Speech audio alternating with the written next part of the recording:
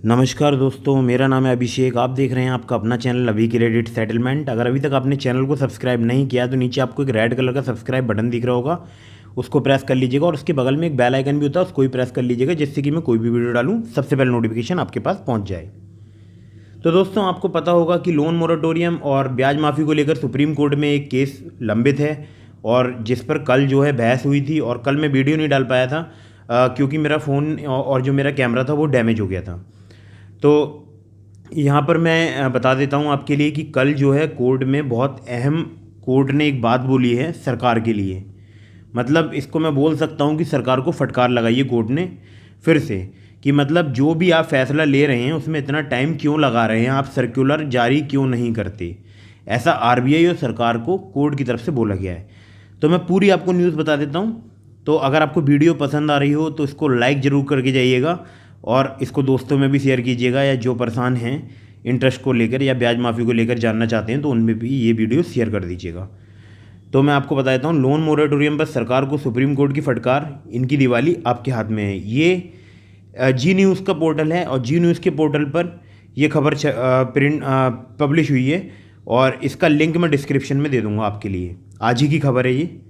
और यहाँ लिखा है, लोन मोरेटोरियम को लेकर सरकार ने 2 करोड़ रुपए तक के लोन पर चक्रवृद्धि ब्याज नहीं वसूलने का ऐलान किया, लेकिन कोर्ट इस बात से नाराज है इसे लागू क्यों नहीं किया गया, ना ही कोई सर्कुलर जारी किया गया है। बुधवार को हुई सुनवाई में कोर्ट ने केंद्र से कहा है कि आप लोगों की तकलीफ को समझिए, उनकी दिवाली अब आपके हाथ में है। यहाँ लिखा है, लोन मोरेटोरियम को लेकर सरकार के रवैये पर सुप्रीम कोर्ट ने नाराजगी जताई है। सुप्रीम कोर्ट ने सरकार से सख्त लहजे में कहा है, पहले ही 2 करोड़ रुपए तक के लोन लेने वालों का फ़ायदा देने का ऐलान किया है, लेकिन इसके अमल में लाने की क्या योजना है। सुप्रीम कोर्ट ने सॉलिसिटर जनरल तुषार मेहता से कहा कि सरकार को फैसला लेने में 1 महीने का वक्त नहीं लग सकता। कोर्ट ने मामले की सुनवाई 2 नवंबर तक के लिए टाल दी है। मतलब कि ये मसला भी फ़िलहाल 2 नवंबर को फिर से सुनवाई होनी है। तो आप बने रहिएगा क्योंकि बीच में कोई भी अपडेट आ सकता है, क्योंकि हो सकता है केंद्र सरकार या आरबीआई कोई सर्कुलर जारी कर दे। तो यहाँ है, लोगों की दिवाली आपके हाथ में। सुप्रीम कोर्ट ने सरकार से कहा, हम उम्मीद करते हैं कि सरकार किसी सही फैसले के साथ ही कोर्ट में आएगी।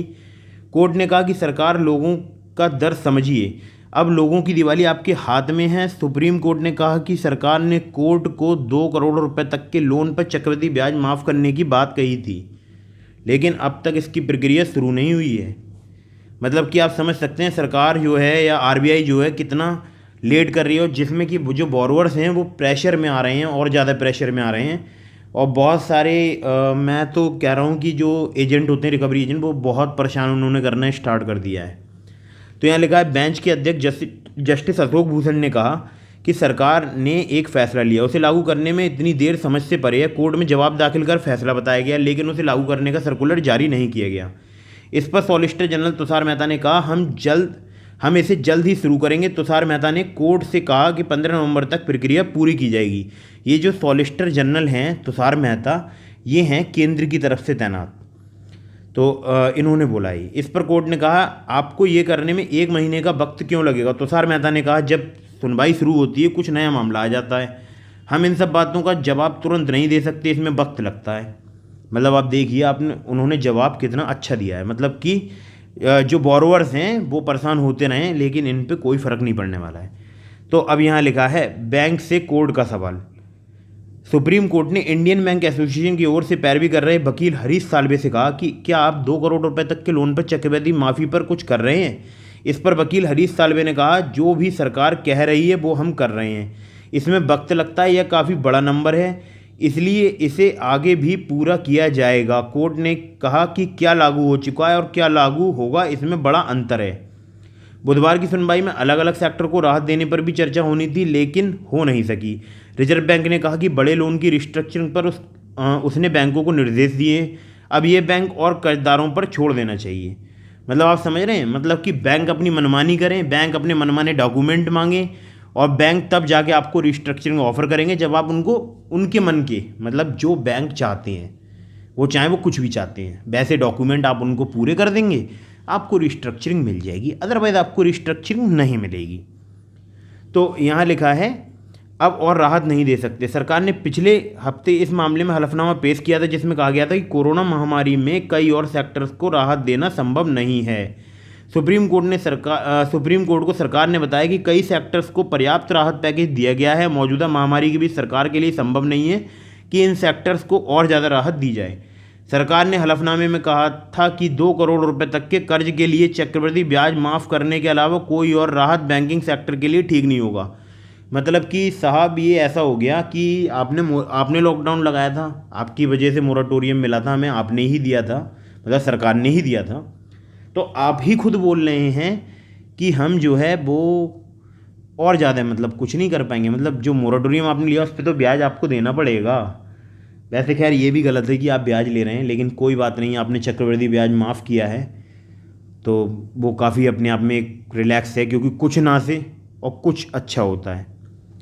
तो यहाँ लिखा है सरकार ने हलफनामे में कहा था कि 2 करोड़ रुपए तक के कर्ज के लिए चक्रवृद्धि ब्याज माफ़ करने के अलावा कोई और राहत बैंकिंग सेक्टर के लिए ठीक नहीं होगा। पहले दाखिल किए हलफनामे में केंद्र सरकार ने 2 करोड़ रुपए तक के लोन पर ब्याज माफ़ करने को कहा था। कोर्ट ने कहा था कि ब्याज पर जो राहत देने की बात की गई है उसके लिए आरबीआई ने कोई सर्कुलर जारी नहीं किया। तो यही न्यूज़ थी और न्यूज़ का लिंक आपको मिल जाएगा डिस्क्रिप्शन में। और वीडियो अगर आपको पसंद आई हो तो लाइक कर दीजिएगा।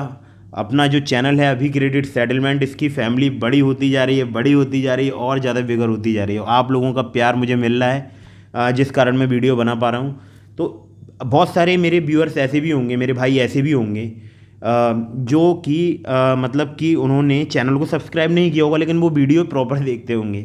तो खैर कोई बात नहीं है, लेकिन मैं उनसे फिर से एक बार रिक्वेस्ट करना चाहूँगा कि प्लीज़ आप चैनल को सब्सक्राइब कीजिएगा और बेल आइकन होता है सब्सक्राइब के बगल में, उसको ज़रूर प्रेस कीजिएगा, जिससे कि मैं कोई भी वीडियो डालूँ सबसे पहले नोटिफिकेशन आपके पास पहुंच जाए।